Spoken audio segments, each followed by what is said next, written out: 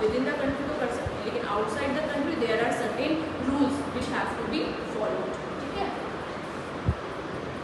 अब जैसे मैं आपको बता रही थी हिस्ट्री, तो मैं हिस्ट्री ये बता रही थी आपको कि इंट्रोडक्शन, अभी तो हम बहुत समझदार हो गए हैं, जेनेटिक रिसोर्सेज के बारे में हमें पता चल गया, लेकिन जब शुरुआत हुई थी इंट्रोडक्शन की तो एक्सीडेंटली हुई थी। एक्सीडेंटली ऐसी हुई थी कि मुगल्स आए हमारे यहाँ शासन करने के लिए, तो अपने से रिलेटेड कुछ क्रॉप्स ले आए, पोर्टुगीज आए, ठीक है, वो बहुत सारी न्यू वर्ल्ड क्रॉप्स ले आए, जैसे मेज जो है वो पोर्टुगीज में आया, ग्राउंडनट ले आए, चिली लेके आए, potato, sweet potato, guava, custard apple, tobacco, cashew nut, pineapple, ये सब पोर्टुगीज लेके आए हमारे यहाँ, ठीक है। कहाँ पे राज किया था पोर्टुगीज ने?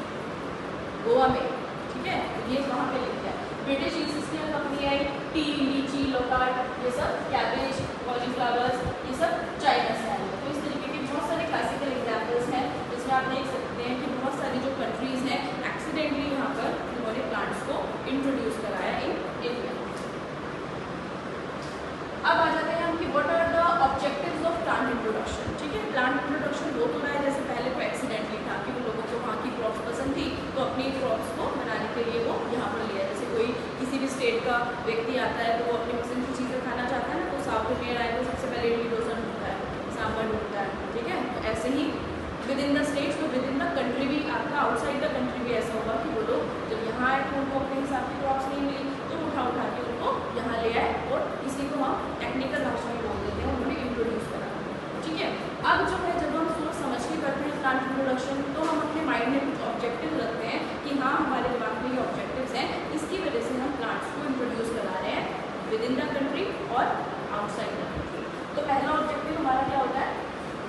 To introduce high yielding varieties to increase food production, जैसे राइस और व्हीट, ठीक है। हमारा सबसे जो बड़ा उद्देश्य है इस समय क्रॉप्स को ग्रो करने का, वो सबसे बड़ा उद्देश्य हमारा क्या है कि हमारी जो ग्रोइंग पॉपुलेशन है उस ग्रोइंग पॉपुलेशन की फूड की नीड्स को फुलफिल करना, यही तो उद्देश्य है। कितना बड़ा कंट्री है, उनकी फूड की रिक्वायरमेंट्स कैसे फुलफिल हो, और हमारा सबसे बड़ा स्टेपल फूड क्या है? राइस और व्हीट। ये एक ऐसी चीज़ है जो आपका सुपीरियर से सुपीरियर पर्सन भी लेता है और इन्फीरियर से इन्फीरियर पर्सन को भी ये दो चीज़ें तो चाहिए ही होती है, बाकी लग्जरी क्रॉप्स अलग हैं ना, ठीक है। तो इसलिए सबसे बड़ी रिक्वायरमेंट इंडिया की है कि to increase the food yield production, ठीक है। तो उसके लिए हम ऐसी वैरायटीज़ की खोज में रहते हैं कि जिनका प्रोडक्शन ज़्यादा हो, जिसमें बीमारियाँ कम लगती हो, जो आपको अच्छा ग्रेन दे, बड़ा बड़ा ग्रेन दे, जिसके ग्रेन में जो न्यूट्रिशनल क्वालिटीज़ हैं वो ज़्यादा हो। तो ये हमारा फोकस रहता है। तो कहीं पे भी अगर किसी भी कंपनी पे इस तरीके की कोई क्रॉप है जिसकी यील्डिंग क्वालिटी अच्छी है, तो हम चाहते हैं कि उसको भी अपनी कंट्री में ला करके हम उसको भी ग्रो और प्रोपगेट करें। तो फर्स्ट ऑब्जेक्टिव हमारा ये हो गया। दूसरा हो गया जर्म प्लाज्म कलेक्शन को एनरिच करना, to enrich our germplasm collection.